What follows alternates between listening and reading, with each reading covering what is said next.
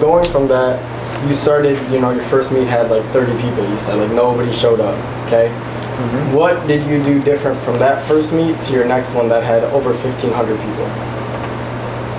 That's a good question. Time and patience. A lot of times brands have great storytelling, have great messaging, and people resonate with it. That's what happened with us, right? People really resonated with the look, the feel, the content. And so I knew from the beginning that it would get to a point where 500 people would all say, yeah, I'll show up to an event. But I knew that the only thing it would take is repeated messaging and time stretched out. So it took about 4 months of people just listening to us, watching our posts, and then eventually, they come out to the point where they're like, let me actually support these guys. Yeah. For sure. So out of all I see you guys have a lot of followers.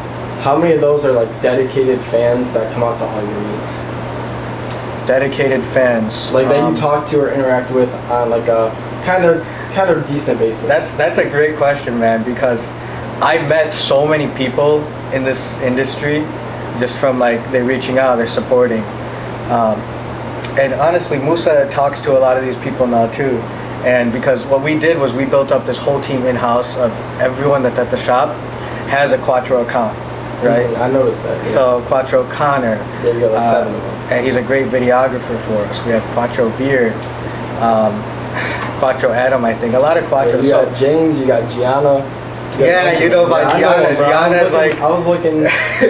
Quattro Gianna did car interviews at the canteen, but so I want Musa to talk about Rich Red. Shout out to Rich Red if he's watching this, one of our biggest supporters.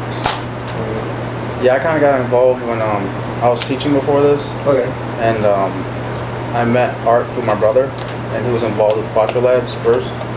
And I seen there's a lot of potential too, and it's a really nice community they got going. So I put in my 2 weeks, left, and just went full in on Quattro Labs. And thankfully it's been going really well. It's growing, and I know when he puts a lot of work into the social media. People don't know how much work it takes to put in social media. Like it's its own thing. So running operations and trying to run social media is like, it's really hard. So yeah, totally separate things. Yeah. So like, everybody in the team, like people you've met through the industry, or is it people you've known? No, no. They always say don't make business with your friends, but I don't know. Maybe I'm stupid because I only work with my friends. Yeah, I've known Musa for what, 2 years now? Yeah. About 2 years. And I'm always bouncing ideas off him, like, hey, like, what do you think of this? What do you think of that? And he's, like a skit or whatever it is. So like putting you 2 weeks, and it wasn't like you weren't doubting or nothing. No, I wasn't. And it's a job, like, honestly, that was like, I really enjoyed the job. There wasn't never a day where I didn't enjoy going to work when I was teaching. But I felt like, I felt like there was a calling, and honestly, it's been so good. We're still always constantly working on the shop, trying to upgrade, trying to do different things and innovate. And and his thing is like he's always trying to do the social media and trying to grow that, and that takes a lot of time. So trying to do operations and that, it's it can get really crazy. So going to like the involvement of you in Quattro Labs, you're working at the shop right now, right? Yeah, like I'm there. Like I might be there. Manages all the relationships, man. I could be there at 7 in the morning, or I could be there like I swear sometimes we go to like 2 a.m. or like 1 a.m. Like we go late. Yeah, there's a time we slept there, right? Multiple times.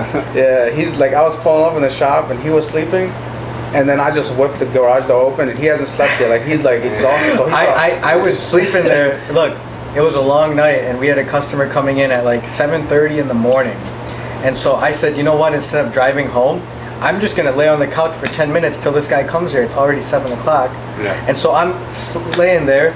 And he's got the keys, so he can come in whenever he wants. It's all locked. The guy comes in from the back and opens it up, and I was just sleeping there. Like it's like armed robbery or something either. He hadn't slept at all, so. Yeah, but I honestly, man, it's not just us. A lot of shops have young people that are dedicated, And I know a lot of shops out there work 24 hours a day, legitimately. They will let a customer come in at 3 in the morning, And it's just the nature of the industry when you have a lot of young people. I think sweat equity isn't a thing that gets ignored. Young people might not have the most experience, but we all work really hard, for our age. Shout out to Connor. Connor's always doing the work in the back. You know, Jamie. He's never out here like you don't see him too much, but like he's always doing like a lot of work in the back. He puts a lot of work in, and he does like a lot of things that you don't notice, but it's a big deal. So since you started, you've done the same exact job, like. So yeah, like I've been here since I've been working. So I was working as teaching. I was going after school to Quattro. So then I said, let me just leave and then do that from the morning to the night. How many people do you have working at the shop? Oh, it rotates, man. At any given point, say like maybe like 10 to 15 people, and that's when you split. Like obviously, I've got different team to do all the social media, different team to do like tints, different people to do reps. But we're always hiring if anyone wants to apply. Yeah. So would you say that you do more of the social media work and you kind of manage more of like the actual business, like and working and all the employees? That's kind of getting to that point where it's like he has his involvement obviously in operations too, but sometimes running a social media page you gotta kind of separate the two. Right. Because it's a full-time job running a social media page. It takes a lot. You gotta keep the numbers. You gotta run like tests to see like what's gonna pop off, what's not. Every post you put is like all eyes on it. To see. So, but that's kind of right now. Like basically, I'm there. I'm taking the calls and stuff, and then he's doing like the everything else marketing. He does like a lot of the marketing and a lot of the like all the social media. Yeah. So what's your goal on how many videos to like get out a week or a month? Do you guys have a certain goal, or does it just kind of depend? That's such a good question, man. No, that's a great question because I don't know if anyone's noticed. We're filming this podcast on February 9th. Yep. I haven't posted on that page in a long time.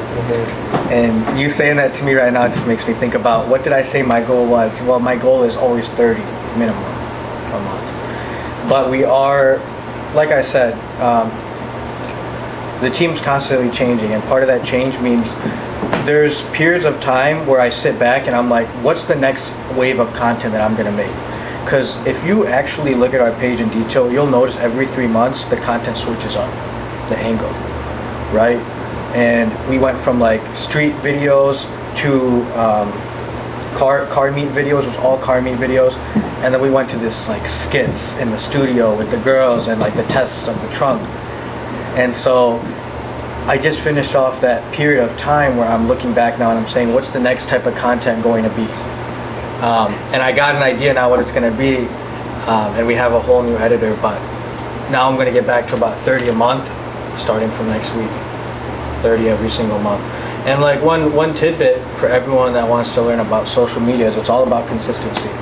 Everyone knows that. Yeah. I would like to do 3 a day. Do I realistically have the bandwidth for it? No. But if somebody wants to do 10 times a day, even better. The more the better for Instagram. The more the better. And same thing with TikTok.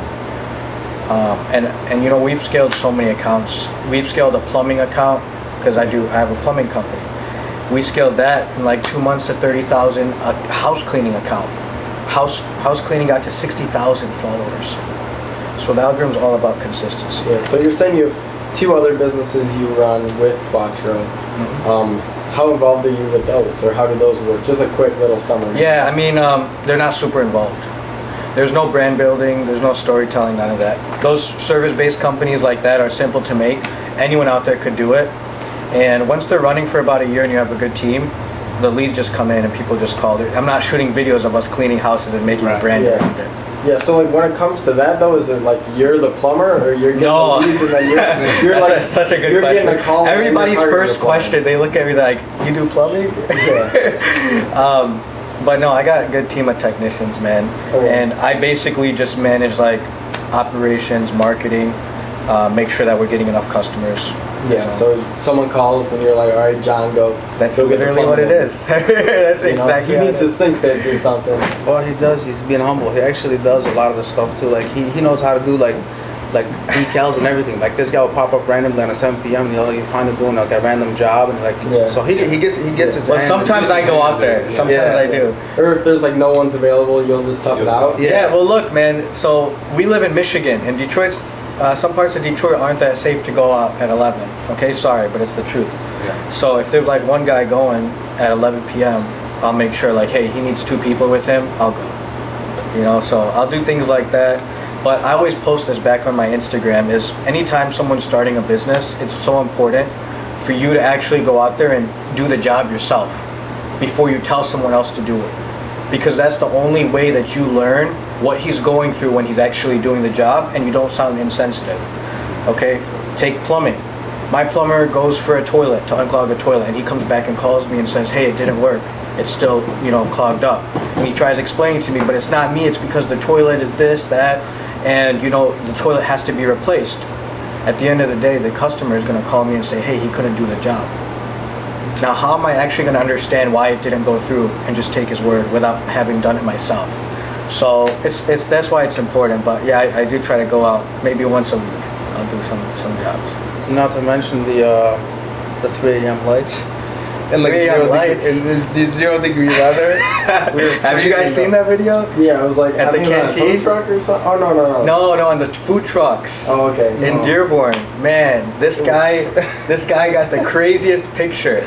I wish Connor could felt like pull we it were in up. Antarctica or something. He got the craziest picture in the snow. Yeah, your profile picture. Right? His profile picture. But yeah, that was a fun project, man. It took like a week of us in the cold putting lights on the cars. But look, we're never doing lights again next year. No. I'm done with that. Yeah.